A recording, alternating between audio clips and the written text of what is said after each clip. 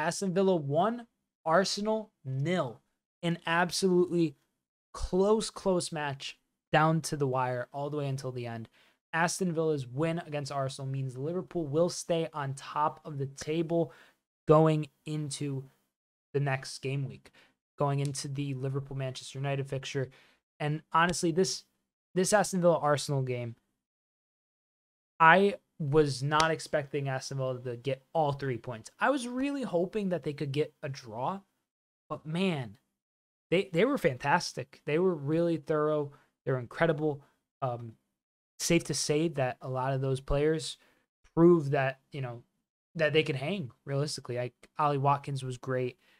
Moussa Diaby was a threat. Leon Bailey was a threat. John McGinn, goal scorer, the captain, he was a menace all game. Arsenal fans, let's talk about the elephant in the room. The disallowed goal hits Havertz's arm. They check for handball. They disallowed it as a result. It was a really hectic kind of thing, and I expected there to be some level of scrutiny, some level of VAR intervention immediately. That is what happened, and the refs just kind of deemed, that the handball was a handball. I thought it was the right call personally.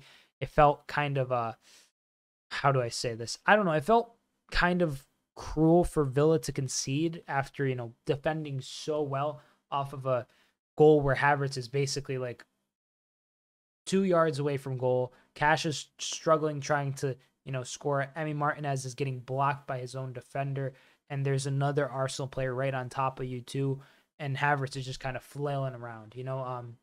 I personally, I'm a Liverpool fan. I'm not at all upset with that call.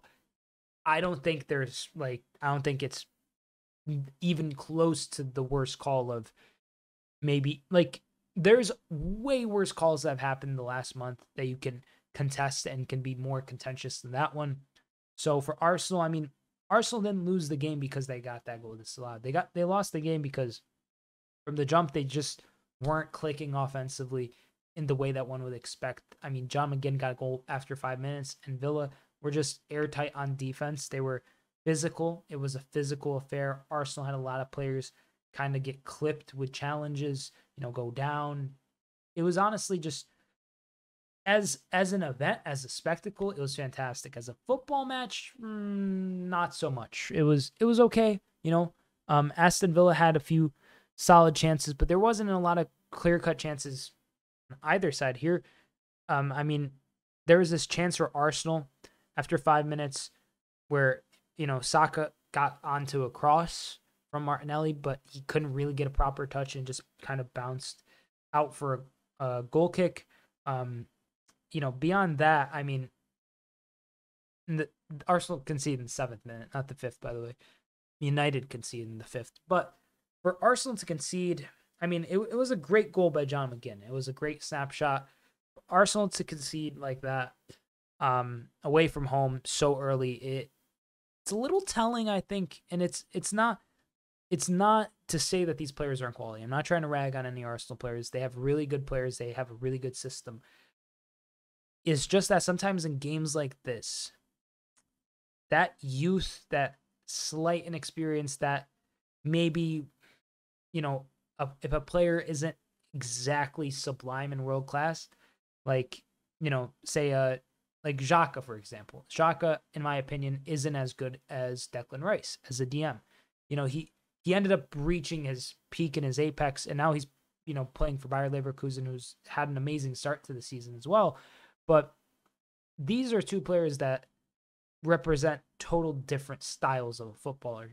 Xhaka is a lot more about grit and determination and, putting in a graft, kind of like getting in the face of the opposition and starting something.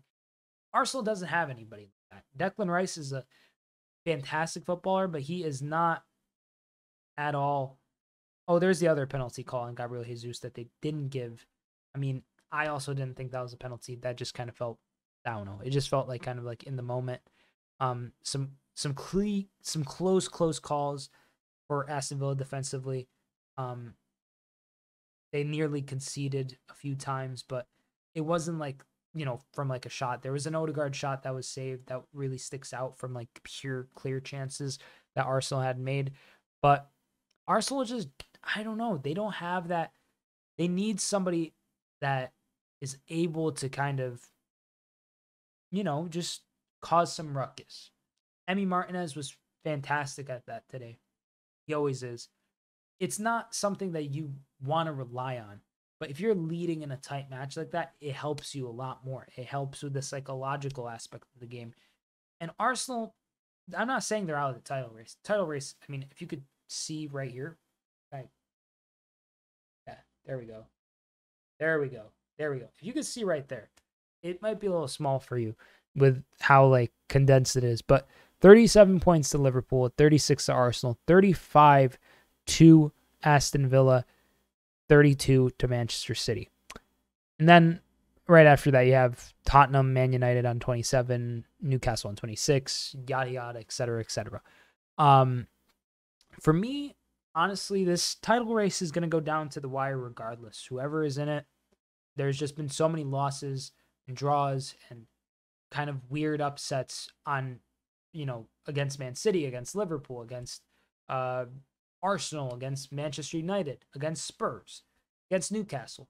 Lots of results have just kind of, even Aston Villa have had a couple like oddball results, let's say. But all things considered, this was a wonderful day of Premier League football. I went live for the Liverpool Crystal Palace fixture, the Manchester United Bournemouth fixture, and the Aston Villa Arsenal fixture. All three live streams should be up on the channel, so consider watching those if you want to see my live reactions to some of the goals. And beyond that, like the video if you enjoyed, subscribe if you're new, and also comment down below. What did you think of this fixture? What did you think about the way Aston Villa played, the way Arsenal played? And yeah, that's about it. Thank you so much for watching. If you made it this far to the end of the video, or I mean, since I'm recording this on stream, to the end of the stream, thank you so much from the bottom of my heart. If you're new, once again, consider subscribing. You don't have to. I can't force you or nothing, but thank you so much. Been a heck of a day of making content. Gonna get this video uploaded. I gotta go kind of decompress and enjoy Liverpool being on top of the table, because you never know in the Premier League how long you have on top, because it is a tenacious, it is a terrifying league. And I'm just glad that from being 1-0 down to, Liverpool going up 2-1, that a result like this could end up manifesting. And all credit to Villa. They were like,